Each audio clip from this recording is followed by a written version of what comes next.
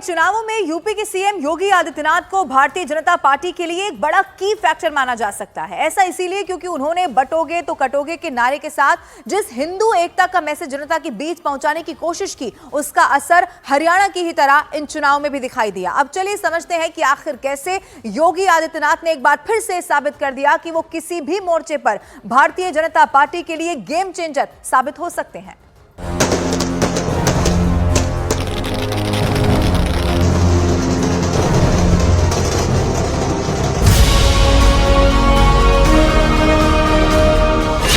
चुनावी समर में नायक योगी आदित्यनाथ।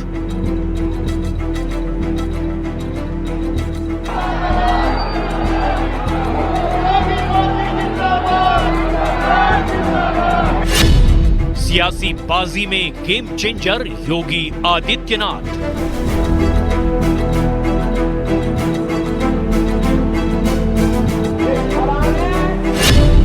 हिंदुत्व के झंडा बरदार योगी आदित्यनाथ।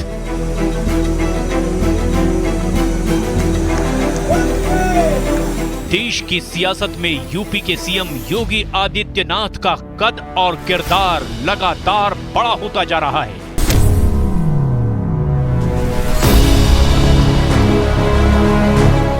हार्डकोर हिंदुत्व में विश्वास रखने वाले योगी आदित्यनाथ जिस राज्य का रुख करते हैं, उस राज्य की सियासी फिजा की तस्वीर ही बदलने लगती है।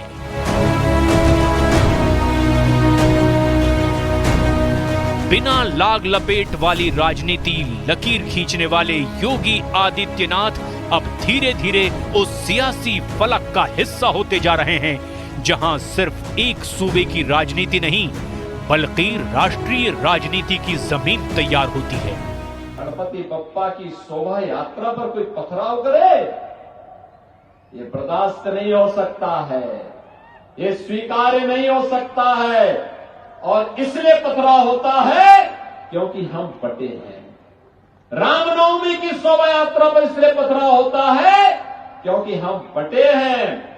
याद रखना, जो ये प्रहार सनातन पर हो रहा है, ये प्रहार भारत पर प्रहार है, क्योंकि भारत ही भारत की आधार का प्रतीक है सनातन, और सनातन पर प्रहार महाविनाश को आमंत्रित करता है। और आपको मैं यही आमंत्रित करने के लिए आया हूं, यही कहने के लिए आया हूं कि बटे थे तो कटे थे, अब बटेंगे नहीं तो कटेंगे भी। जब भी बटेंगे, लव जिहाद और लैंड जिहाद के नाम पर यहां की जमीनों पर भी कब्जा होगा, बेटी की सुरक्षा भी खतरे में पड़ेगी। जब भी बटे होंगे तो ये गुंडे कालनेमी बनकर के अलग अलग रूपों में जाकर के गुमराह करने का प्रयास करेंगे। जो भी होना है आर पार होना है। लोकसभा चुनाव के बाद यूपी के नतीजों ने जो जख्म बीजेपी को दिए थे, उन्हीं जख्मों से योगी आदित्यनाथ ने बीजेपी को उबार दिया है।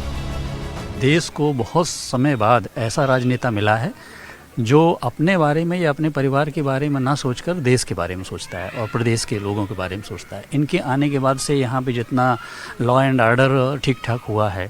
योगी जी ने अपने देश का नाम काफ़ी ऊंचा किया है, उत्तर प्रदेश के लिए बहुत अच्छा काम किया है उन्होंने। और बस मेरी उनसे रिक्वेस्ट यही है कि थोड़ा सा बेरोजगारी के मुद्दे पे थोड़ा सा ध्यान दें।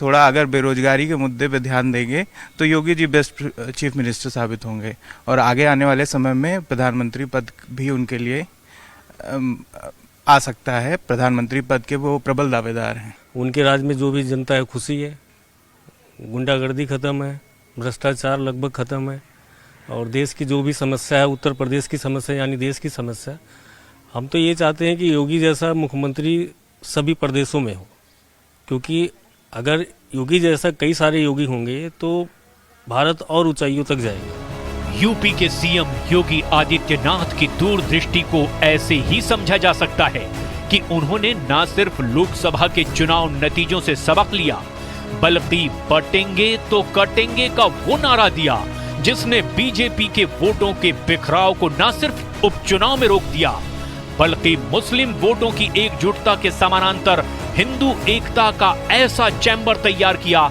जिसने यूपी के बिगड़े हुए समीकरणों को बीजेपी के पक्ष में मोड़ दिया।